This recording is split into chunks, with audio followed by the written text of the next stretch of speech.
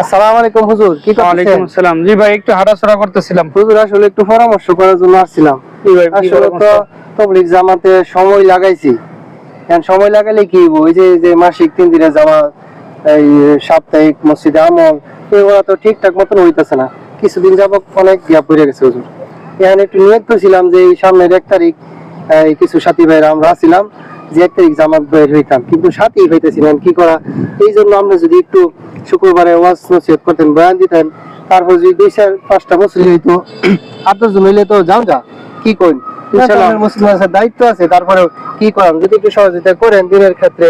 জি মাসুদ ভাই, অনেক সুন্দর কথা বলছেন। আসলে দিনের কাজ আমাদেরই করতে হবে, খালি মনে করেন 3 চিল্লা 1 চিল্লা দেয়া এসে বসে থাকলে হবে না।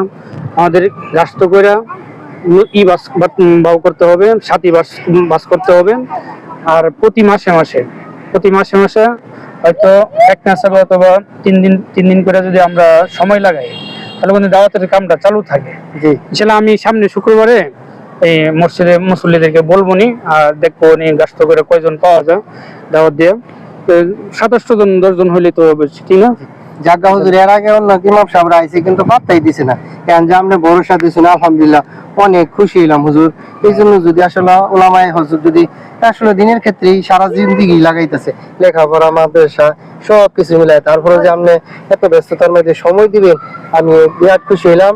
এই জন্য শুক্রবার একটু ওয়াজ নসিহত কইরা মুসল্লি তৈরি করলে 8 জন হইলেই হয়ে যাবো ইনশাআল্লাহ হুজুর। জি ইনশাল্লাহ আমি সবাইকে উদ্দেশ্য করে বলতেছি যে আমরা সবাই দিনের লাইনে মেহনত করব এবং দাওয়াত ও তাবলীগের কাজ করব ইনশাল্লাহ। এবং প্রতি মাসে আমরা 3 দিনের হিসাবে বের হব।